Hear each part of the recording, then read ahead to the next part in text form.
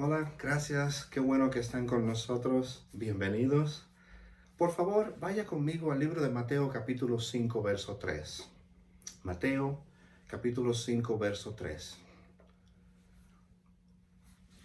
La Biblia dice, bienaventurados los pobres en espíritu, pues de ellos es el reino de los cielos. Leámoslo una vez más.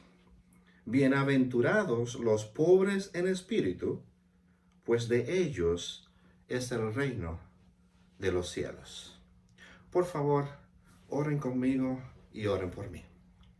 Padre, venimos delante de tu presencia hoy con un corazón sincero y humillado, abierto para oír y hacer tu voluntad.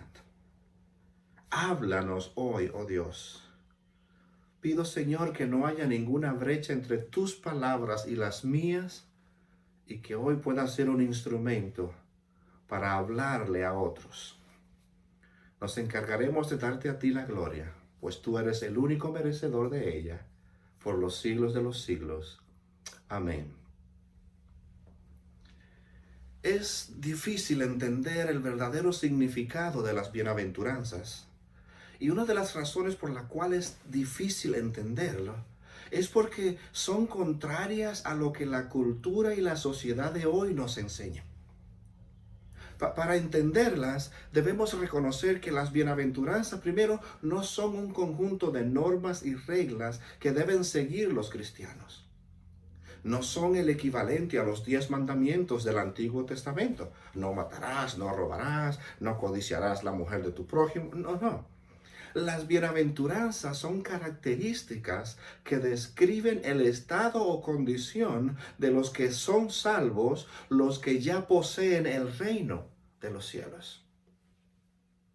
Hay un famoso libro de un escritor llamado Harper Lee, titulado Matar a un ruiseñor.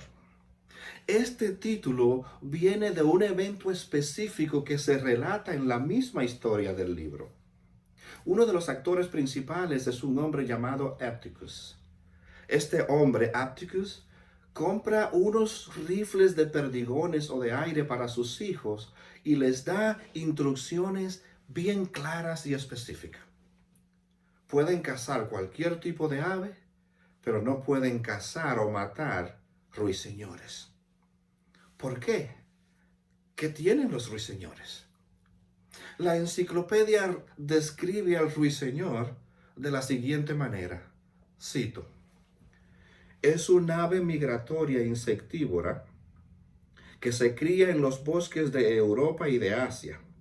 El ruiseñor tiene un largo de 15 a 16.5 centímetros y el ruiseñor es bien conocido por su fuerte canto con un registro de silbidos, borboteos y otros sonidos. Aunque también canta durante el día, tiene el hábito poco común de cantar hasta bien entrada la noche. Su canto sobresale en esos momentos, pues hay pocos pájaros más que canten a esas horas. Termina la cita. La razón por la cual Atticus instruye a sus hijos a no matar ruiseñores es muy sencilla. El ruiseñor, a diferencia de otras aves como aves de rapiña, el halcón, el águila, el ruiseñor es una ave completamente indefensa. No le hace daño a nadie ni a nada. Lo único que hace es producir una maravillosa y espectacular sinfonía con sus silbidos y borboteos y otros sonidos que podrían calmar la más ansiosa y desesperada alma.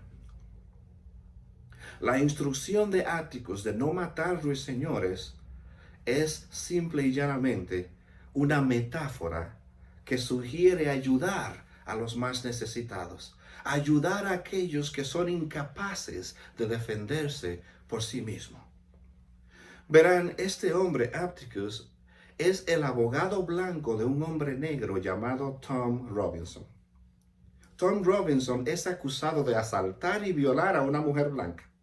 Es obvio y claro que es inocente, pero Robinson se enfrenta a una corte totalmente blanca como la blanca lana. Blanco el juez, blanco el jurado, blanco los testigos, blanco los presentes y hasta los vecinos. Robinson no tiene ninguna oportunidad y como si todo eso fuera poco, es incapaz de defenderse a sí mismo. Es por eso que Atticus acuerda tomar su caso y pelear por él. Atticus aprovecha la oportunidad para enseñar a sus hijos lo que hoy Dios quiere enseñarnos a nosotros. Nunca debes matar a un ruiseñor. Siempre debes ayudar al necesitado y defender a los indefensos. Indiscutiblemente una de las más loable e importante misión de la iglesia de hoy es ayudar al necesitado y defender a los indefensos. Sin lugar a la menor de las dudas, la mayoría de nosotros sentimos la inclinación y el deseo de ayudar a otros que son menos afortunados que nosotros. Tal vez es por eso que sentimos una simpatía genuina por una persona discapacitada o por un anciano que es incapaz de cuidarse a sí mismo. Un niño en la escuela que es acosado y que no tiene la capacidad de defenderse. O una persona en la ruina financiera que vive en una situación precaria y que no puede pagar sus deudas.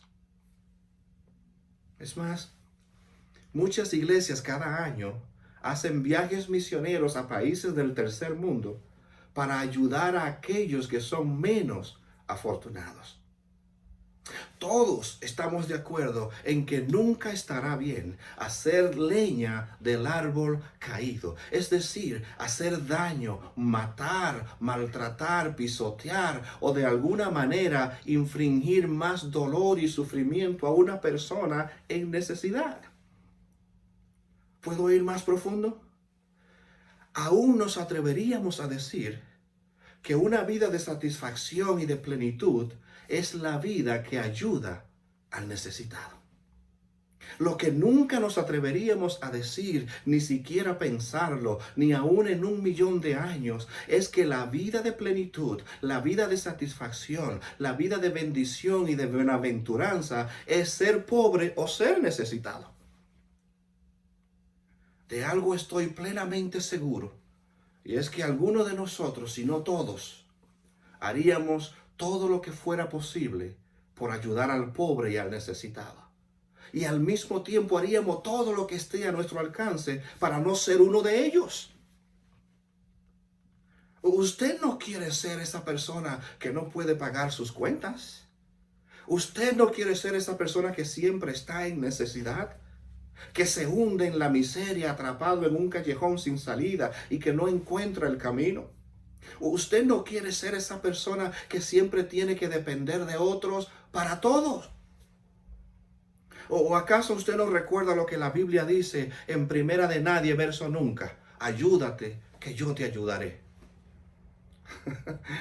No, eso no lo dice la Biblia. Y la razón por la cual la Biblia no dice eso es porque la idea de ayúdate, que yo te ayudaré es la idea de un Dios que se queda de brazos cruzados esperando que tú hagas algo para entonces Él ayudarte. Un Dios sentado en su trono que espera que tú te arrepientas, que tú te humilles, que tú te conviertas a sus caminos para entonces Él salvarte. Nada más contrario al evangelio de nuestro Señor Jesucristo. Es Dios el que deja su trono de gloria, que baja desde el cielo a buscarte mientras tú te hundes en el pecado. Dios es el que se humilla, el que es llevado a la cruz, el que es muerto como un vil pecador para que hoy tú puedas tener salvación. Claro, eso no significa que le vas a dejar todo a Dios. La Biblia sí dice, esfuérzate y sé valiente. Pero eso es muy diferente a ayúdate que yo te ayudaré. Ayúdate que yo te ayudaré es antibíblico. No muestra el carácter de un Dios bondadoso y misericordioso como el Dios al que servimos. Esfuérzate y sé valiente. Ayúdate porque ya yo te ayudé, sería mejor decirlo. Pero es muy difícil entender lo que Jesús está enseñando en esta buenaventuranza o bienaventuranza, cuando dice, bienaventurados los pobres en espíritu. Eso no parece tener sentido. No es lógico. Lo lógico sería decir, bienaventurados son los ricos. Amén. Jesús dice, bienaventurados son los pobres, los que no tienen nada, los que son incapaces de hacer algo por sí mismo. Jesús no dice, bienaventurado es ayudar a los pobres. Jesús dice, bienaventurados son los pobres en espíritu. Veamos el verso 3 de nuevo.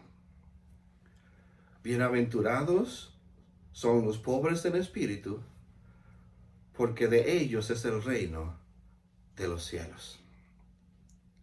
Para entender mejor lo que Jesús quiere enseñarnos, veamos primero cuál es el beneficio de ser pobre en espíritu.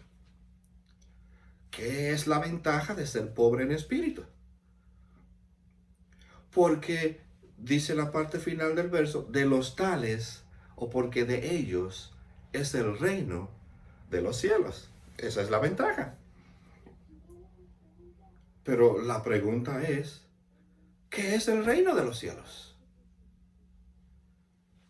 Qué bueno que preguntaron. El reino de los cielos es vivir bajo el gobierno de Dios. Y usted se preguntará, ¿y qué hay de interesante en eso?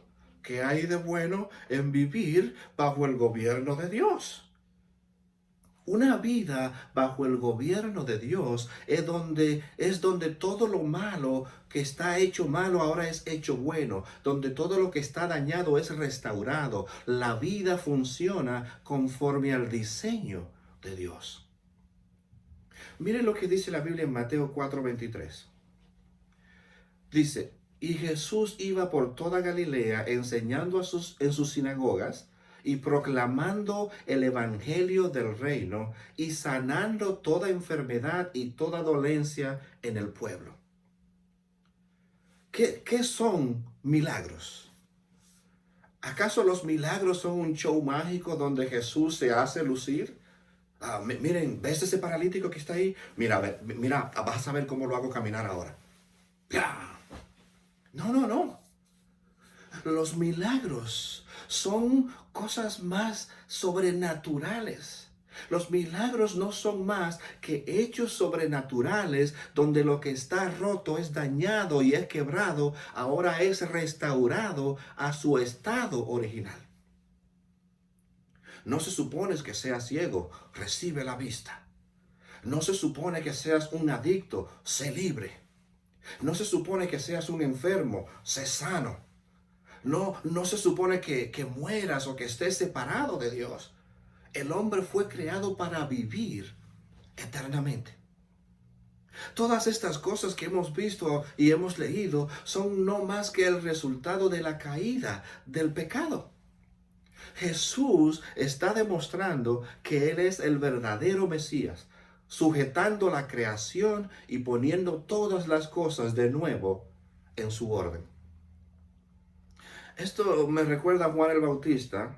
La Biblia dice que Juan el Bautista está en la cárcel y se pregunta si se habrá equivocado y habrá anunciado al Jesús correcto. Entonces él manda a sus discípulos a preguntarle a Jesús si él es el Mesías. Jesús le dice, vayan y díganle a Juan que los ciegos ven, los paralíticos andan, los leprosos son sanados, los sordos oyen, los muertos resucitan y a los pobres les he anunciado el evangelio. Díganle a Juan que el reino de los cielos, el reino de Dios, está aquí. Ese es el reino de Dios. Jesús está ofreciendo aquí el reino de los cielos, una vida bajo el reinado de Dios, donde lo que está roto es restaurado. En el presente, Dios restaura nuestras relaciones, restaura nuestra fe en medio de la desesperación y nos hace vivir una vida con propósito.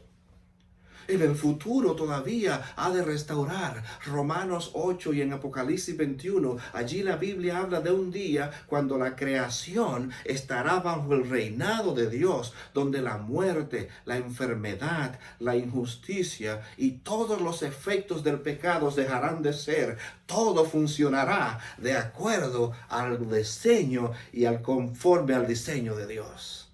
Aleluya. Ese es el reino de los cielos. ¿Ok? Si ese es el reino de los cielos, entonces, ¿quiénes entran en él? ¿Cuáles son las características de los que entran en el reino de los cielos? Ya lo leímos en Mateo capítulo 5, verso 3. Los pobres en espíritu, porque de ellos es el reino de los cielos. La primera característica de los que entran al reino de los cielos es ser pobre en espíritu. Jesús no está hablando de pobreza física, sino de pobreza espiritual. Pobre en espíritu significa ser una persona reducida a una total destitución espiritual y que eres espiritualmente un mendigo que está espiritualmente en bancarrota. Ahora, es importante notar lo que no es ser pobre en espíritu. Ser pobre en espíritu no es tener una baja autoestima de ti mismo. Ay, yo no valgo nada. Ay, qué pobre soy. No.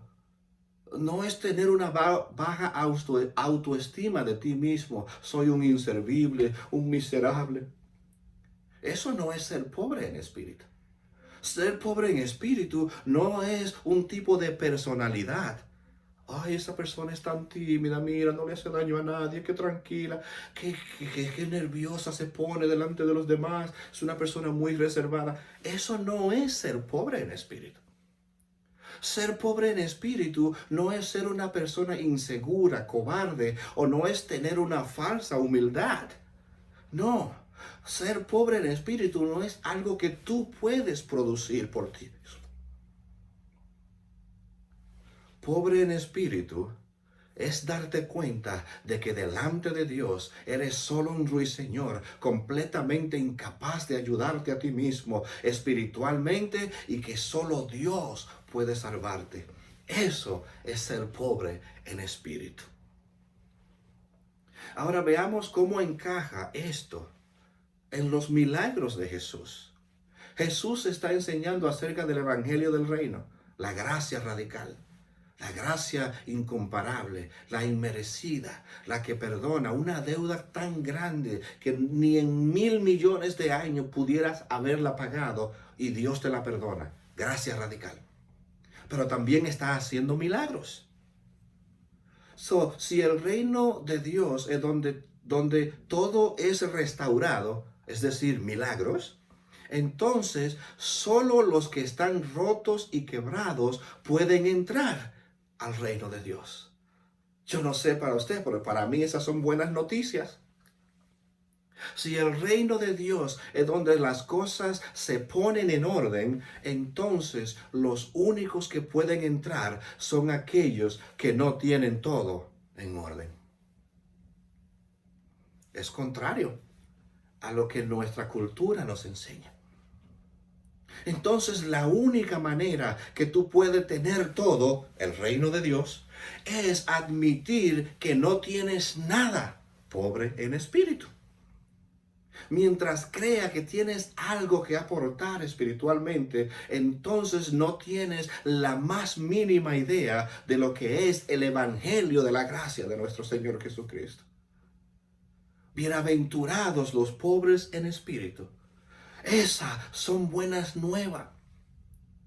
Pero eso es muy raro, suena muy raro para el mundo de hoy. Vivimos en una cultura donde peleamos por nuestros derechos, exaltamos nuestros partidos políticos y nuestras agendas personales, buscamos el poder, el control. ¿Puedo ir más profundo todavía? Lo que es más triste es que esta realidad es cierta aún dentro de nuestras iglesias. Es triste pensarlo. Es triste reconocerlo, pero tenemos nuestras iglesias llenas de letreros y dicen bienvenidos, cuando en realidad no lo decimos de corazón. Creemos que la iglesia es para aquellos que tienen todo en orden, no para aquellos que viven una vida llena de problemas, derrotas y fracasos. Construimos grandes y hermosas iglesias para ayudar a los ruiseñores siempre y cuando no vuelen dentro de nuestras iglesias. Debería darles vergüenza a esas iglesias que crean una cultura en la que los pobres, de los cuales es el reino de los cielos, no son aceptados dentro de las iglesias. Tarde o temprano debemos aceptar la dolorosa verdad de nuestra inadecuada e insuficiencia espiritualidad. Debemos llegar a un punto en el que se corten esos esfuerzos espirituales con los que tratamos de levantarnos por nosotros mismos y aceptemos que no podemos agregar ni siquiera una pulgada a nuestra estatura espiritual. Dejemos de tratar de impresionar a Dios ofreciendo una religiosidad que le da náuseas a Dios. Aceptemos que somos mendigos espirituales, que necesitamos la gracia redentora. ¿Cómo entonces me vuelvo pobre en espíritu?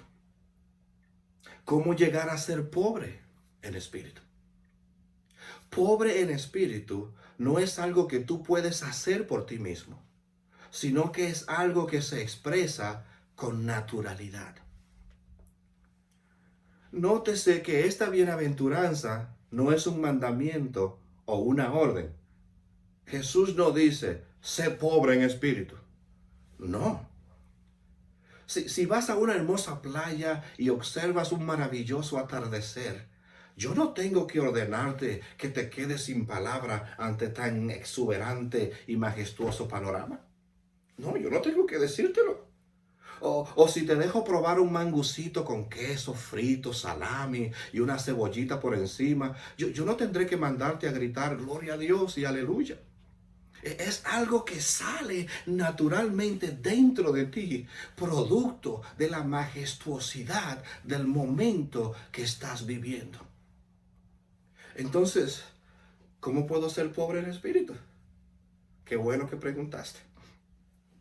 Primero, entendiendo la grandeza de Dios. Un simple y pequeño destello de Dios hizo que Isaías cayera como muerto y exclamara, ¡ay de mí! Soy pecador inmundo y dentro de un pueblo inmundo. Solamente un pequeño destello de la gloria de Dios lo hizo reconocer su condición de pecado. No solamente él era pecador, sino que vivía entre gentes pecadoras. En Apocalipsis, Juan cae repetidas veces postrado ante la grandeza y la revelación de Jesús. Nadie tiene que mandarte a ser pobre en espíritu cuando te encuentras ante la majestuosa y santísima presencia de Dios. Es algo que sale por ti mismo. Es un espejo en el que te ves y al ver la majestuosidad y la santidad de Dios, no te queda más que reconocer que delante de su presencia eres menos que nada.